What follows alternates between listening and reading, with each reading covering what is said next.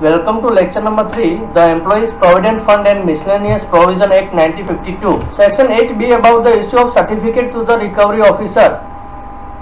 इसका मतलब ये कि जो ऑथराइज ऑफिसर होता है, रिकवरी ऑफिसर, उनको certificate under his signature specifying the amount of arrears and the recovery officer on receipt of such certificate shall proceed to recover the amount specified देयरइन।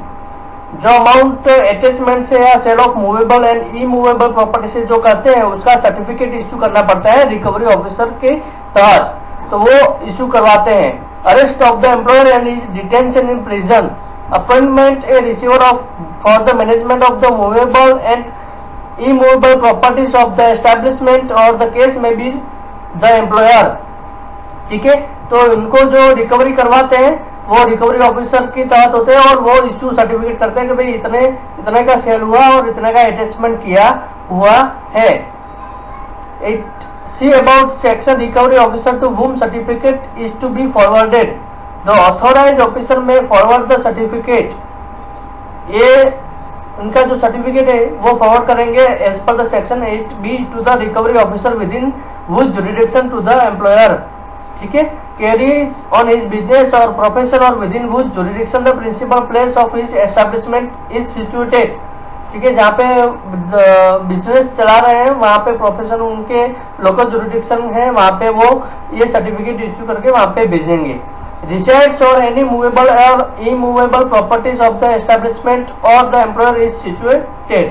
ठीक है, जहाँ पे है वहाँ पे ये लोग रिसाइड्स जहाँ पे रह रहे हैं वहाँ पे ये सर्टिफिकेट फॉरवर्ड करेंगे। 8D validities of the certificate and amendment thereof। When the authorized officer issue a certificate to recovery officer under this section, it shall not be open to the employer to dispute before recovery officer the correctness of the amount। जब तक recovery officer कोई objection या तो कोई भी ground पे अगर काम करता है तो वो करेक्टनेस ऑफ द अमाउंट करवाना है तो फिर वैलिडिटी ऑफ सर्टिफिकेट उसी तरह उनको माना जाएगा। The authorise officer shall intimate to the recovery officer में ऑर्डर द विड्रॉइंग और कैंसिलिंग ऑफ सर्टिफिकेट और any correction made by him. ठीक है, ये ऑथराइज ऑफिसर उनको इंटीमेट कर सकता है या तो कोई विड्रॉ करना है या तो कैंसिल करना है जो सर्टिफिकेट इश्यू करा है उसको। Section 8E about stay of proceeding under the certificate and amendment और विड्रॉवल देयरऑफ। तो उसके अंदर notwithstanding that certificate has been issued to the recovery officer for the recovery of any amount, the authorized officer may grant time for the payment of the amount and thereupon the recovery officer shall stay the proceeding until the expiry of the time so granted। जब तक वो time period खत्म नहीं हो जाता है तब तक ये स्टे रखवा सकते हैं। Recovery officer shall take a stay on proceeding के ऊपर स्टे रखवा सकते हैं। Where the certificate for the recovery of the amount has been issued, the authorized officer shall keep the recovery officer informed of any amount paid or time granted for payment subsequent to the issue of such certificate। ठीक है, तो उनके time के ऊपर authorise officer होता है वो अपने पास ही रखता है। The authorized officer shall stay the recovery of such part of the amount of the certificate as pertinent to the said reduction for the period for which the appeal or other proceeding remains pending। जब तक authorise officer उनके recovery of the amount से उसका certificate proper अच्छे से बना नहीं देते हैं, जितना भी अमाउंट हुआ रिकवरी में वो प्रोसीडिंग्स जो होती है वो पेंडिंग रहती है। Section 8F about other modes of recovery, अलग अलग तरीके से रिकवरी करते हैं अमाउंट को by the recovery officer. The central fund Provident Fund Commissioner also or any other authorized by the central board may recover the amount by any one or more of the modes provided in the action। ठीक है, जितने भी recovery करनी है वो central government कोई fund commissioner को देंगे या तो ऑथोराइज पर्सन को देंगे, रिकवरी ऑफिसर को देंगे। उसकी जो अदर मोड्स है उसके अंदर सेक्शन 8F के तहत किया जाएगा।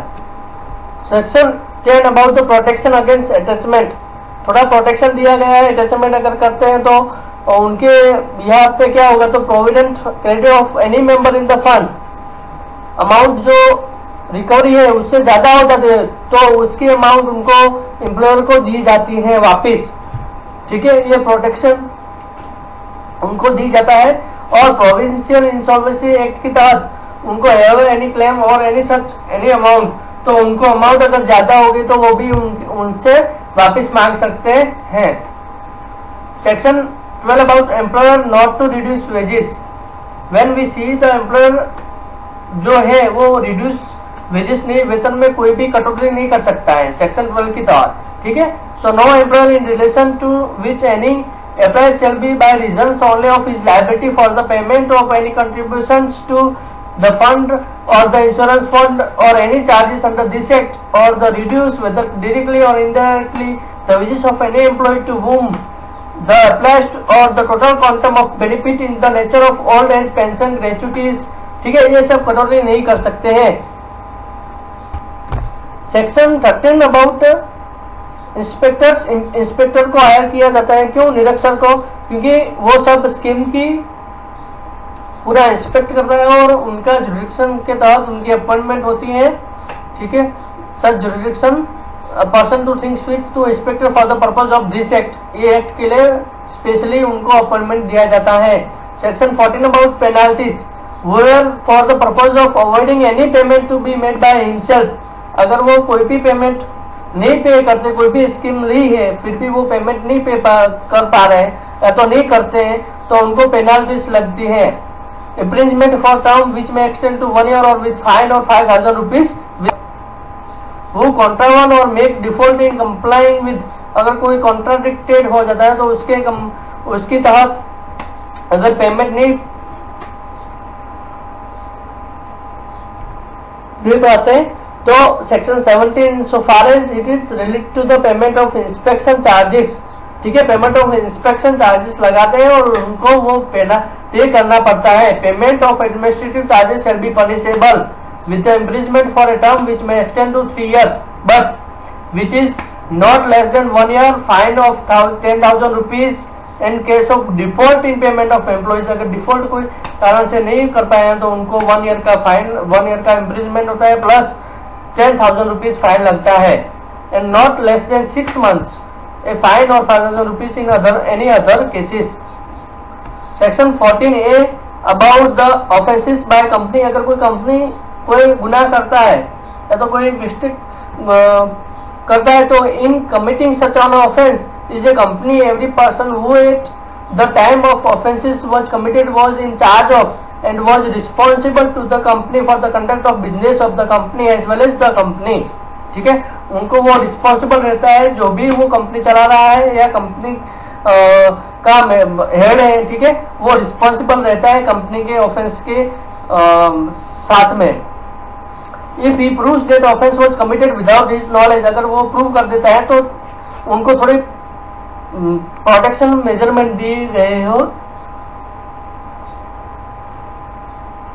प्रोटेक्शन मेजरमेंट दी गए हैं, वो prevent to commission of such offence, अगर वो गलती से हो गया है उनसे तो ही। Section 14AA enhance punishment in certain cases after previous conviction. अगर प्रीवियस कन्विक्शन दी गया है तो उनके पनिशमेंट में थोड़ा देखना जरूरी है, तो फिर उनके मुताबिक उनकी पनिशमेंट होती है।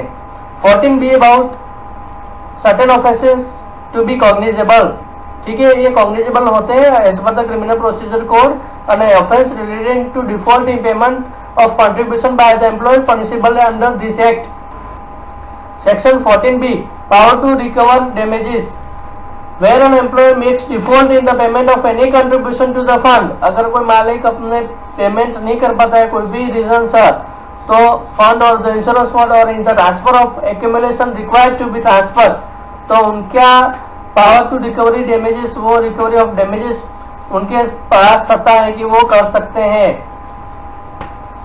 Provided that before laying and recovering such damages the employer shall be given a reasonable opportunity of being heard, ठीक है, उनको चांस भी दिया जाता है अगर कोई कारणवश नहीं हुआ है रिकवरी डैमेजेस का तो उनको चांस देना जरूरी बनता है। Under section 4 of the financial reconstruction act, sick industrial companies act 1985 subject to such terms and condition as may be specified in the scheme, और उसका फाइनली जो स्पेसिफाइड होता है सेंट्रल गवर्नमेंट बोर्ड की तरह वो फाइनल स्कीम के depends पे रहता Thank you very much. We'll see the next lecture and last lecture of the APF and MP Act.